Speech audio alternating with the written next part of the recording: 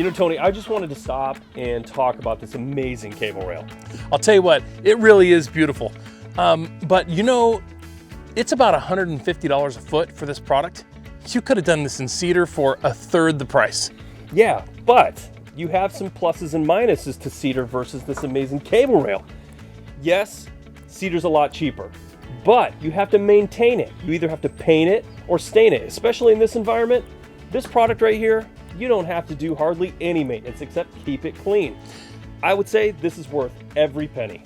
It is notable that it's aluminum construction, which is the best thing to have at the beach.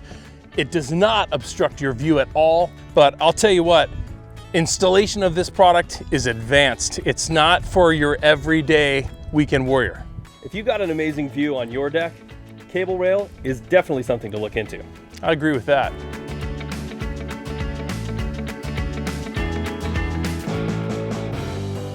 Thank you so much for watching. Please check out our social channels right here, our podcast channels here, or tune into the Weekend Warriors radio show every weekend across the Pacific Northwest. This has been another episode of your Parr Weekend Warriors.